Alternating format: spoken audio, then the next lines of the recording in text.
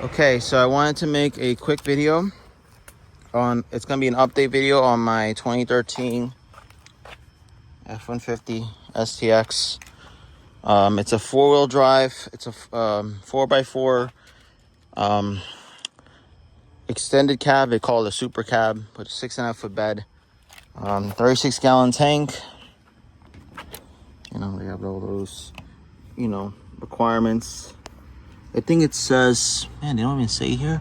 It's a flex fuel vehicle, but I mainly put in, sometimes I'll put premium gas in. I'll put 93 octane sometimes I'll do 87. So anyways, let's get in here.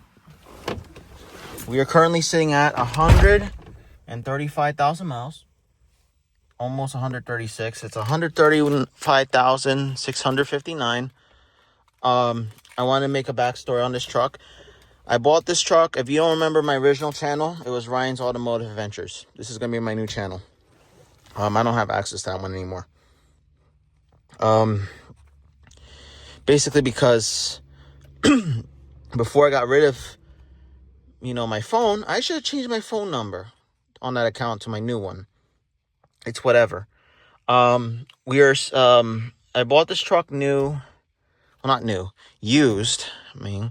2022. In September 2022, towards the end, I was in the market. I came across this one. It was $98,920. So here's the list of things I've done with it since. I have basically nothing but, oil changes I've done every 5,000 miles. I originally was using, I keep switching oil brands until I settled across, and it seemed to have taken this one the best. I haven't always used Pennzoil Platinum natural gas oil. Basically, it's a refined oil. It's a fancy oil, but it's a nice oil that this thing seems to take better than the rest. I was originally using Sam's Club Prime oil, the 5W20. I was also using, Mobile One. I came across numerous different ones. No matter what, I didn't seem to take it well. So then it seems to like Pennzoil best. I know people would say, try Royal Purple. Well, this one seems to like the Pennzoil better. I haven't tried Royal Purple yet, but seems to tolerate Pennzoil fine. I may open the hood, but this has the 3.7 liter. I know you guys are saying, well, were they only EcoBoost or the V8? No. There were 4 different engine options for the 2011, the 2014. I know there's the 2009 and 2010, which is, all this is part of the 12th gen. But 2011 is when they scrapped the 4.6 2-valve, 3-valve, because they had both of them. They had both iterations. The 4.6 2-valve came with the 4-speed, and the 4.6 3-valve came with the 6-speed and a bump in horsepower. The original one, I think, was making 248, and the new one made 292. I forget the torque numbers by heart. I only know the ones for the 5.0, the 3.7, and the EcoBoost. So this is not the EcoBoost. I was originally, at first, I was always kind of skeptical with the EcoBoost, so I avoided the 3.5 EcoBoost. You guys probably know the issues that the EcoBoost can have, the 3.5, especially in the first gen.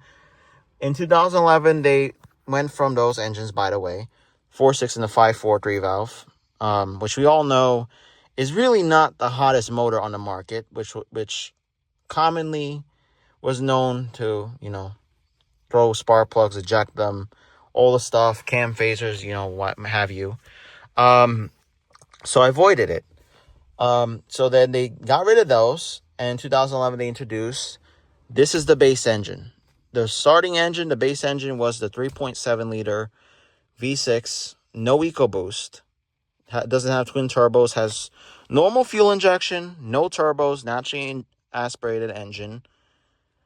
These were kind of shitted upon because, indeed, yes, they are gutless, but they're known for longevity. Yes, these have cam phasers, but they're not really known to go out like the 3.5 EcoBoost.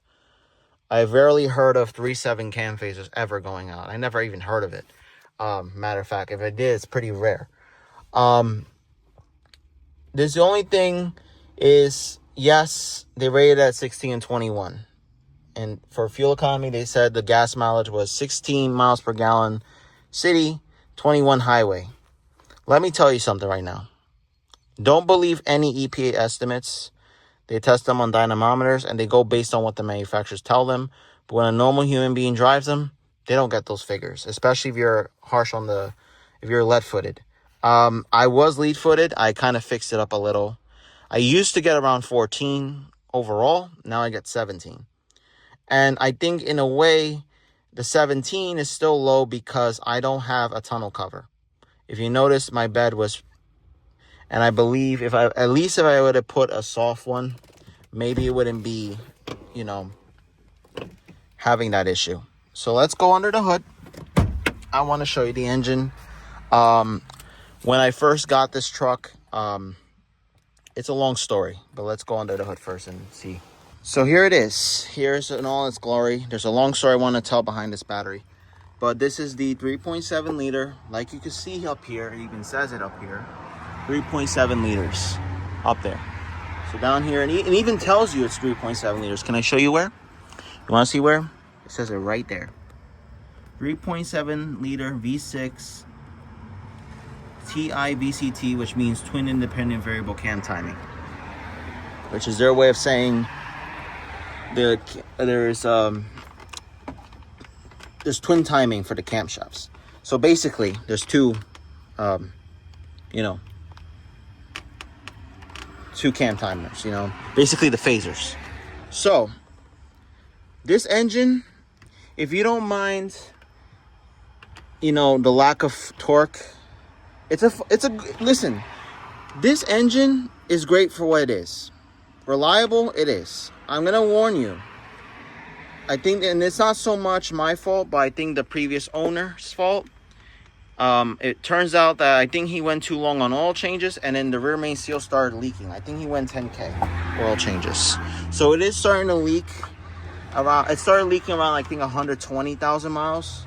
I didn't notice it till it hit around 124. That someone pointed out to me. I think it was leaking a little bit beforehand. I think it was 120, and I really kind of thought, it might have been, but no, it was the rear main seal leaking. It started weeping a little bit, seeping a little bit but it's not enough to go on the ground. So that's kind of what led me to believe it was minor. So I first got this truck around 100,000 miles. This truck was on its original tires. It was 10-year-old tires on it. I had to change them. So I put Firestone AT2s. Great tires. They're durable. They're actually, for all terrains, they're actually pretty quiet. And you kind of do expect that because mud terrains are the loudest ones. All terrains are quieter. That being said, because it's kind of an aggressive tread, because it's all terrain, of course it's going to have aggressive tread. It's pretty aggressive tread. So the gas mileage is also why it's 17. So I did my oil change. I think I did my first one at 100 something, 101,000 miles. And then I went 5,000 miles from there. 106, 100, 111, 112. At around 111, somewhere around there, 110,000 miles, I changed the spark plugs because I got a cylinder 3 misfire. I changed all 6 spark plugs and ignition coils. Now, because of the age, I kind of was, advised, and I don't see why not, to exchange the ignition coils. So that's what I did. And I changed all of them because if one fails, the rest are probably going to be bound to fail as well. I did maybe one set of brake pads on this. What else do I want to say? I had around 124,000 miles. That same time period, 124, 130. I think it was 124 actually. My at the same time when I noticed the rear main seal, the flex plate for the flex pipe for the exhaust rotted. So it started, sounding like a fart can. So I took it in, and I got it fixed. I actually got a good deal doing it. I think it was like $100, not even 50. I think it was. It was a good deal. It was an excellent deal for that. It was a pretty cheap deal. They're great. I used half price. It's in New York somewhere. Staten Island, but I forget where exactly it is. But half price muffler shop, great. They're great people, great deals, everything. So I did that, got that back on the road. I also I think around the same mileage, around 100, a little bit before 110,000 miles, the fuel pump relay went out. It blew. So at first it would crank, but it wouldn't start. Open this one, and I noticed the terminal, the relay was this one. It was melted, so I ended up replacing it. It was in the middle of the night. I was with my mom. Kind of panicked. Said, should we call a tow truck? It was getting late, and I didn't want to wait till the next morning. I was gonna say, you know what? I'm gonna try to figure this out myself. Now that I knew it was this, I'm like, if I don't get it, then we're gonna be stuck up here. So I took the risk. It was in kind of I was up in Elizabeth, New Jersey, North Jersey, basically. And I was kind of in the good, bad, ugly section. There's the good, the bad, and the ugly of Elizabeth. I was in the ugly section. But I had to do what I had to do. Took like an hour walk back and forth it was like about an hour. I mean, it was like a half hour to an hour one way and then back. Sweat my ass off, but I got the relay and popped it in, started. We were good to go home. Also, so that was that. Did my oil changes, just basic stuff. I also replaced the HVAC actuator before the spark plugs. Not the actuator, the blower motor went out. Like it was going, the resistor was fine, but the blower motor was making noise.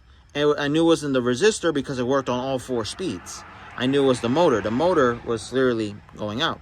So, and I popped in a new motor, and then off I went. Not that I couldn't drive, but it was very annoying not having that loud compressor and keeping the AC off. So, did that. Also, I did, and something makes me believe that before I bought the truck, they did the transmission fluid, because when I did technically you don't advise against a flush, but we did a flush. We put the filter. I think they pretty much should have changed. I don't even know what's considered, but they had the filter and the fluid. We put it in at 132,000 miles. Still works fine. Now, here's the thing. I've always kind of had this issue even prior to the flush. Between first and second, around maybe, I don't know, 100, I'd say around 120,000 miles in that same period. Maybe a little bit more, like 122,000 miles. I started getting first or second gear. If I didn't go all the way to a stop, when I went again, it seemed like it was starting to slip. If I don't come to a complete stop, it'll kind of slip a little. It'll kind of, And I also have a problem I started noticing over time that I think even prior, like maybe April of last year, I started noticing fourth to fifth, it would sometimes I'll do third to fourth, but 4th to 5th, it'll go up. As you're going up in speed, the RPMs will go up and then kind of go down a little and then go back up. Like a beast a lot. Like it kind of hesitates to stay in, to go up in gear. Something makes me feel like, because lo and behold, you know how the 6R80 has a recall, a lead frame recall, right? And lo and behold, when I first bought the truck, the VIN number didn't even pop up at all. As of, I think this week or last week, I went because I was curious. So I typed it into NHTSA, the National Highway Safety and Traffic Administration, whatever it's called. And lo and behold, by my VIN number, it popped up, the recall. So I'm going to be calling the place tomorrow to try and get the recall satisfied, and put a new lead frame in, because I suspect that is what's causing all my issues.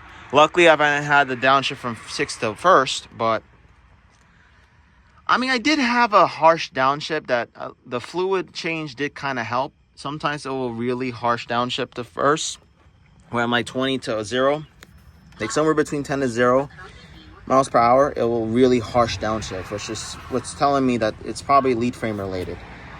Because I don't know why they couldn't leave the TCM internal wiring harness thing alone, and instead they went to a simpler, they call it, but I call it cheaper design, and put a molded lead frame. They put a molded lead frame in the 11s to 2011 and up 6R80s, pretty much till the end of it. By the way, even though the 6R80 wasn't really widely used in past 2017, I know 2017 is when the 3.5 got the 10 speed, but the 3.3 stuck The 3.3 liter that came out after it was stuck with the 6-speed up until 2021. 2021 was the first year for the 10-speed that's when they got rid of the 6-speed entirely. You know, ever since it's been, I'm kind of iffy on the 10-speed. Some people like him, some people hate him. I don't really like it that much. I mean, I will be honest, it gets good efficiency. I'm actually gonna make this 2 parts.